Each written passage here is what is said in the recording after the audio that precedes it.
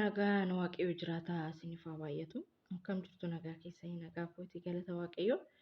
Mee har'a daqiiqaa muraasaaf jechuudha. Waa xiqqoo tokko isiniin jedha. Hanga xumuraatti na dhaggeeffadha hundumti keessanii. Tarii isin ilaallachuu danda'a. Isin ilaallachuus dhiisuu danda'a.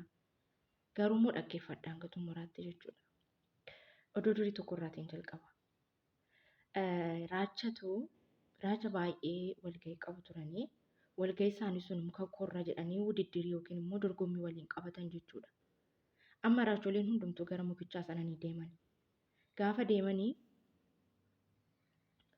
raacha wudiddirii yookiin immoo dorgommiif deeme suni muka sana bahuudhaaf gaafa jedhu warreen jalaa kuftee jedhuun wutti wacu jechuudha. Waca guutuudhaan kan ta'e gad deebi'ee kufa jechuudha.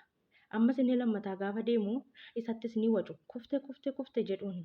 Sadaffaan garuu akkuma isaanitti wacaa jiran hin dhageenye iyyuudha jechuudha. Wacuma isaaniiyyuu utuu hin dhagahin isaan kuftootuma jedhaniinu inni mukicha sanarra ba'e. Mo'ate jechuudha inni sadaffaan sun. So bakka kanatti maal nu barsiisa? Gaafa raacha sana fuudhanii deemanii qorannaa irratti godhanii raachi sun akka gurraan hin dhageenye beekama. Raachi sun erga gurraan hin dhageenyetti gisee isaan dorgommiidhaaf wal waaman sana akkamitti dhaga'e jechuu dandeessu? Gaaffii isinitti ta'uu danda'a. Tarii itti dhiyaatanii yoo dubbatan kan dhaga'anii fi irraa fagaatanii yoo hodhan kan hin dhageenye baay'ee ni jira. Fakkeenya baay'ee nu keessatti qabachuu danda'a. Haaluma jireenya keenya keessatti iyyuu jechuudha. Wanti alaallaan nutti dubbatanii hin dhageenyu. Warra nu biratti dubbatan sana qofa dhageenya jechuudha. Maal siniin jechuu barbaade siniin? Nutillee akka raacha isa gurraan hin dhageenye sana akka taanu siniin jechuu barbaade. Wantoota hamaarraa, jechoota hamoo fi jechoota dadhabsiisurraa, jechoota hamootarraa akka nama hin dhageenyetti akka raachichaa sanatti jireenya addunyaa tanaa maarree yeroo sanatti yeroo homaa hin dhageenyu sanatti ni dabarra ni injifanna jechuudha. Yeroo baay'ee keessa namaa kan tokko keessaa jechuun fakkeenyaaf akka namummaa kootiitti kan natti dhaga'amu ni jira. Tarii baay'een keessanittis dhaga'amuu danda'u. Iddoo tokko namarraa gorsa ni barbaanna. Namni sun immoo gaafa nama gorsu nama akkamii akka ta'e ilaaluu qabna. Namoonni baay'een nu gorsu eeyyeen. Gorsa fudhatamuu qabu ni fudhanna, kan hin fudhatamuu hin qabne immoo ni dhiisna jechuudha. Garuu asirratti wanti hin jechuu barbaadu jechuudha. Keessattuu obboloota keenya biyya azaabaa keessa jiran. Namoonni nu gorsuuf nutti dhiyaattanii gorsa keessan ni fudhanna. Oonili gorsa keessan nu fayyada jennee ni fudhanna. Garuu yeroo gorsisan sanatti eenyumayyuu haa ta'u iddoo tokkotti qabdanii gorsaa jirtu. Waldaarrattis haa ta'u iddoo barbaadetti iyyuu haa ta'u jechuudha. Barreeffamaan haa ta'u, sagaleen haa ta'u, nama baay'ina keessattis gorsuu dandeessu. Garuu gorsa keessan sana keessatti jecha hin taane hin baasina. Piliis. Ani dadhabduudha, cubbamtuudha, kaleessa sagaagaltuu badduun ture jechuudha.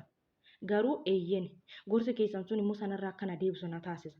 Garuu gorsa gaarii na gorsaa jirtanuu baay'een keessan irrabbaatan hin jedhina. Baay'een keessan amala gadhee qabdu namaan hin jedhina.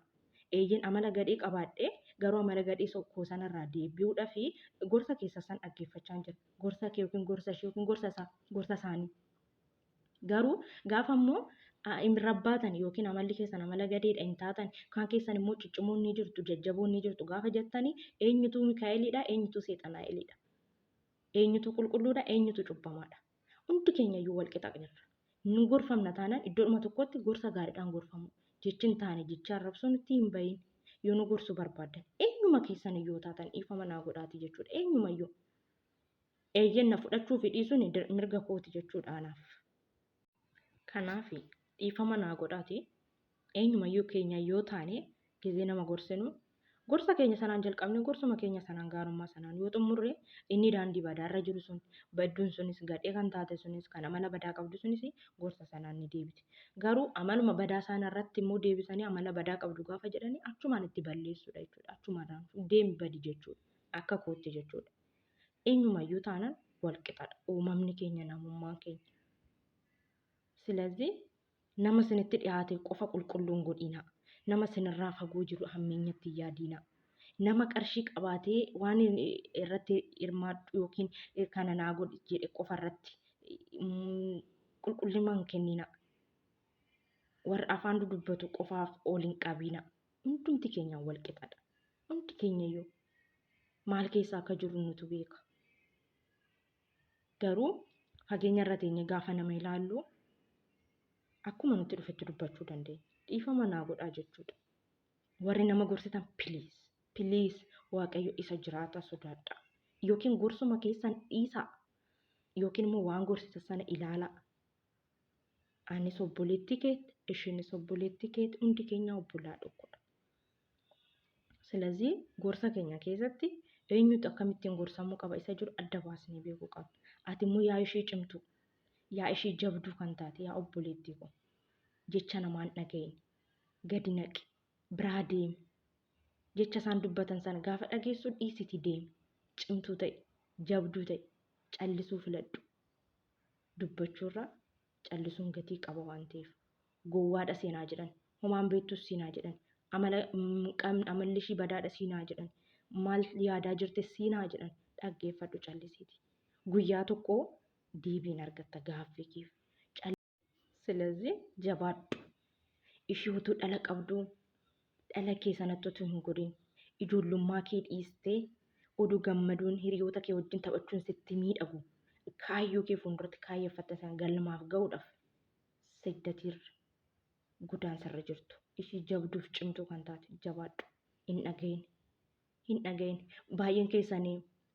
Baay'een keenya baay'een isaanii daanii gatan kan jedhan ni jiru. Ni deesse malee hin guddisne akkasiin jedhan baay'een isaanii hin jiru. Hin dhagahin ati isaan. Maaliif kaleessa akkamitti akka guddatte sila beektuuf jireenya daa'ima keef jecha har'a dhamaa taate. Dhamaatiin kee har'a boruufsiif gatii qaba. Jabduu ta'e dhaabbadhu. Hin dhagahin jechoota hamaa. Hin fudhatin. Wanta fudhatamuu qabu madaalii keessaa fudhadhu. Cimtuu ta'e. Yoomiyyuu taanan jecha namaaf hin kufin. Gurra kee qabadhu bira tari. Eenyumayyuu jaalladhu. Sila jaallattuuf qofa jecha inni siin jedhu sana hin fudhatin. Kan fudhachuu qabu isa si fayyadu sana qofadha jechuudha. Ila bakka kaleessa keetiin dagatiin. Iddoo itti kufte osoo hin taane iddoo itti mucucaatti hin dagatiin jedha Oromoon. Kanaaf jabaadhu. Eenyumtu gassi haa qabu. Eenyumtu sirratti haa tufu. Ati garuu nama cimtuu ta'e. Nama cimtuu ta'e. Jecha namaan dhagahin. Hin booyin. Hin gaddin. Callisii waaqa kee wajjin haasa'i. Namni sin fayyadu nama fooniti waan ta'eef jechuudha. Nama foonii si miti waaqa isaanii gana. Waaqa isaanii gata. Waaqa isaa irratti ni gunguma. Ni gungumna waaqa keenya irratti miti nama irratti jechuudha. Namni immoo waan akka keenyati waan ta'eef kanaaf jabduu ta'e. Bakka dogoggora kootti na sirreessaa. Dhiifama naa godhaa. Gorsa keenya keessatti yeroo wal gorsinu jechoota hamoo achumatti dhiisni jechuma jabaadhaan amma feetan nama jibbaadha yookiin nama gorsina yoo gorsitan immoo badoota hin taatanii namaan hin jedhina. Please isa sinuumi sodaadha. Galatu.